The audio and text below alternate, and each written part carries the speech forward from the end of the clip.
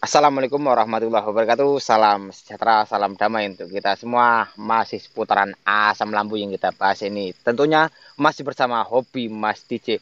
Dan jangan bosan-bosan untuk menyimak info-info yang memang penting demi kesembuhan kita. Jadi jangan sampai malas untuk mempelajari apa sih asam lambung ini, bagaimana sih solusinya jika begini, jika begitu, apa yang harus dilakukan. Jadi jangan sampai Anda merasa pasrah saja tanpa harus tahu apa yang Anda lakukan. Karena jika begitu nanti lama sembuhnya. Oke, saudaraku, saya akan membahas ini mungkin yang masalah di spiritual lah ya. Masalah di batin. Jadi saya dulu memang pernah juga berpikir, saya ini kok lama betul sembuhnya dan yang dirasakan itu banyak sekali.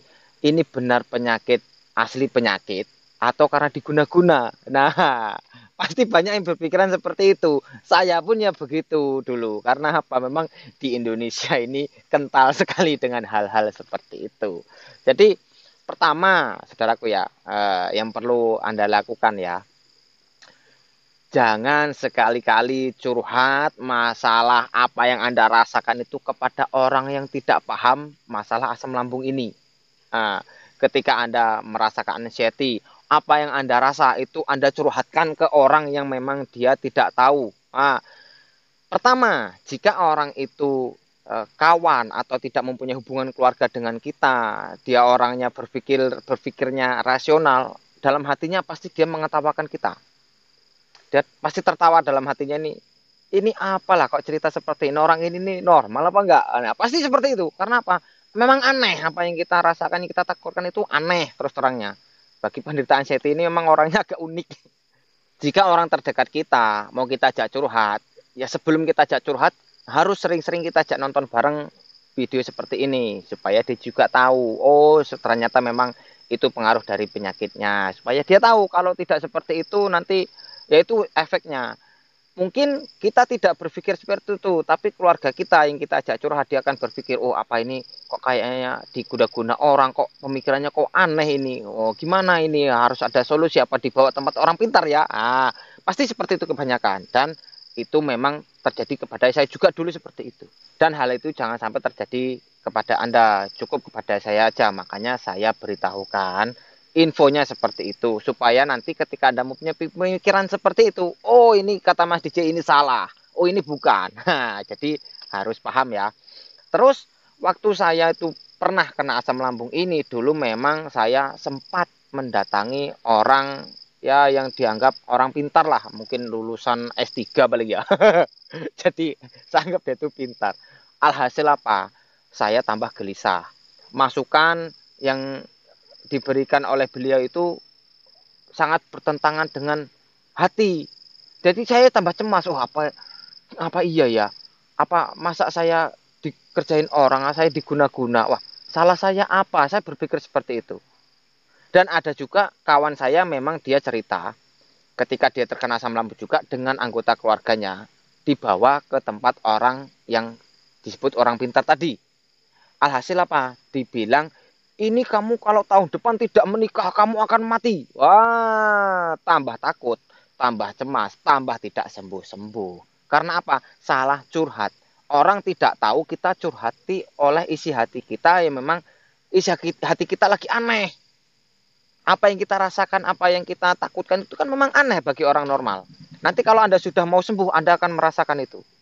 Anda akan menertawakan kok betapa bodohnya saya dulu. Anda pasti berpikir seperti itu. Saya pun sekarang sebenarnya ya begitu. Karena saya sangat prihatin dengan saudara-saudara memang yang belum sembuh. Karena memang apa yang kita rasa ini kan rata-rata sama. Jadi bagaimana caranya supaya kita sembuh bareng-bareng.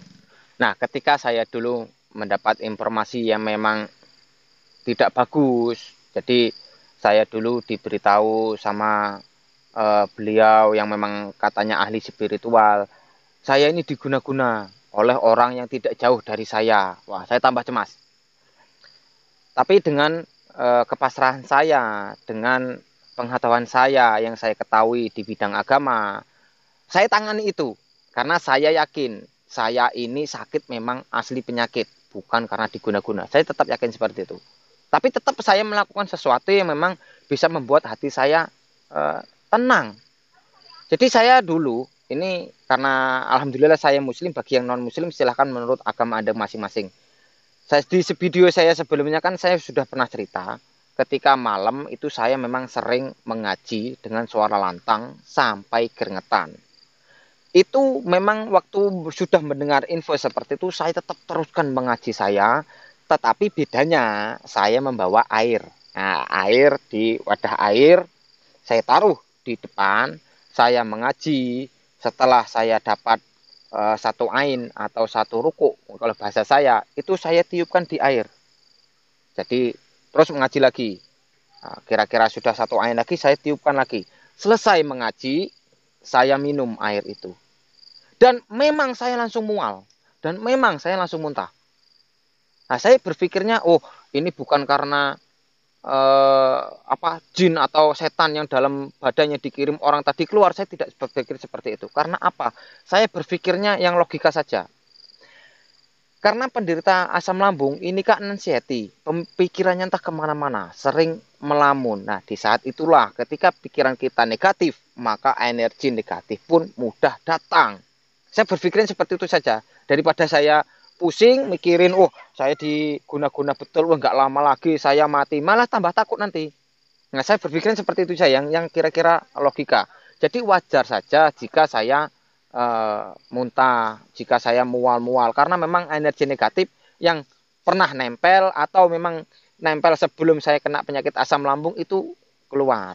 Nah, jadi untuk saudaraku, tenangkan hati dengan cara memang mendekatkan diri kepada sang kholik. Jangan sampai kita cemas gara-gara penyakit. Ini kan sebenarnya penyakit bukan penyakit yang terlalu fatal, penyakit yang masih bisa ditangani. Nah, jadi jangan cemas, jangan putus harapan. Tetaplah berdoa dan berusaha. Insya Allah kita diberi kesembuhan oleh Allah Subhanahu wa Ta'ala. Jadi saya melakukan hal itu dan memang setiap malam. Dan alhamdulillah saya lebih tenang. Dan saya tetap percaya kalau toh memang ada kiriman yang memang tidak masuk akal tadi, saya yakin itu hancur dengan ayat-ayat yang kuasa. Saya yakin. Nah, jadi itu yang membuat saya lebih tenang. Dan alhamdulillah oleh Allah Subhanahu wa Ta'ala saya diberi izin untuk sembuh dan bisa memberikan info atau motivasi untuk Anda semua.